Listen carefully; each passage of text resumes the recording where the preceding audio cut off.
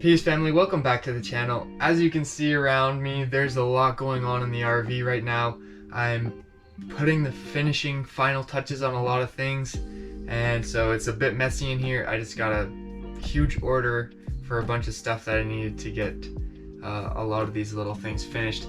But today's episode, this video, we are going to be doing a faucet installation here in the kitchen and in the bathroom, along with a little extra special surprise in there.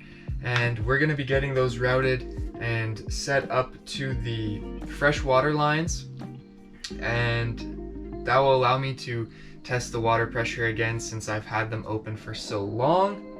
I'm really excited to get going on this. I want to make sure everything fits. The kitchen faucet looks a little big to fit in the current hole that I have here, so I'm considering putting a new hole in if I need to in the middle rather than on the side, and then I'll have a 3-hole entrance at the kitchen, and I could get a plate if I need to cover it, or whatever the case may be. But I'd rather have the faucet centered if I need to actually make a bigger hole. Otherwise, I will just use the one that's already currently there, but I'm pretty sure I'm gonna have to cut a new hole. So that's gonna be one of the tougher parts of doing this, since the counter is so thick. But once they're set in, they're gonna look amazing, and I'll be able to finish up the sinks with the epoxy, get them sealed back down, and then the sinks are finished. I've been working on these for a while, so I'm ready to see the final result. Without further ado, let's get started. I figure we will start in the kitchen and then finish up in the bathroom later, and make sure I have all the right hardware to connect to the current water lines that I have, the sizing and whatnot. So let's do that, and let's get going. A little change of plans. The bathroom faucet is actually missing the handle to turn the water on, adjust water flow and all that. And I called them to see if I could get a replacement part, but it's not possible, so I have to return the whole thing. So we're just doing the kitchen faucet, and I'll sprinkle a little extra something in there for you guys. But yeah, the bathroom faucet's gonna have to wait. It's a little unfortunate, but it is what it is. So we'll get started on that, and I'm sure good things will come. Give or take, this is how it would look. Obviously, the threads have to go down. I need to bore out the hole a tiny bit. Yeah, that looks great. If I have it over this basin, then I can wash and then dry, I guess. But it'll also make it over here. Obviously, when I take this out, I can spray here and whatnot.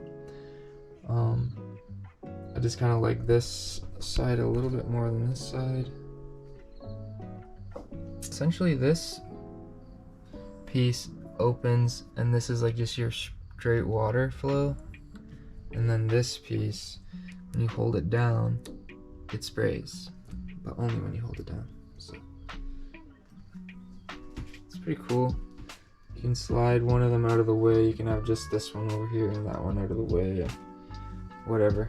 So, but I think right there is a better option. And if I ever need to add another one, I'll just take this out, drill another hole, and put this in the center. But I think that's what we're gonna do for now.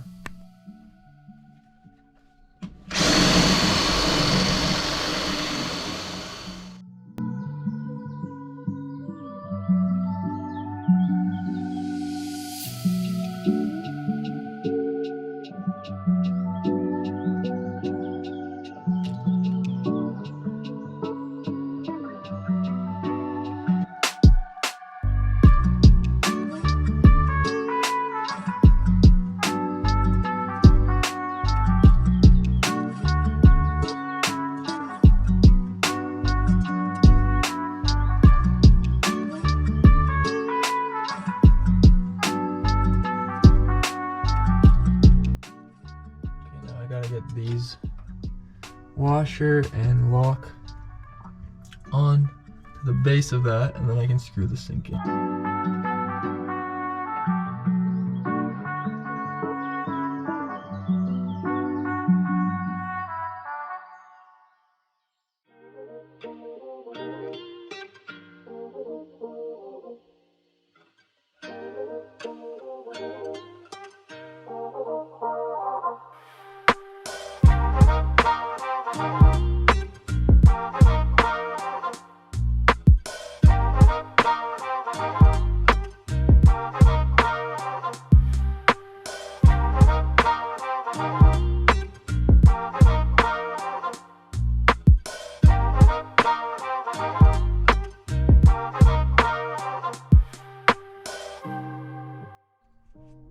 Alright, now before we can test out the water flow, there's a couple things that need to be done. Mainly installing the filter system, and I'm going to be doing this shortly, but there's one last little thing that I want to show you guys before we do that, so let's see. Of course, I couldn't leave that lonesome little hole, so I got this beautiful copper soap dispenser. And this one is pretty easy to set up. So she goes in like that. And then we've got the bottle that screws on and some rubber spacer and a lock nut basically. So those just go up underneath, and then this screws in with the soap, and that's it. And just like that, it's installed above and below. What do you guys think?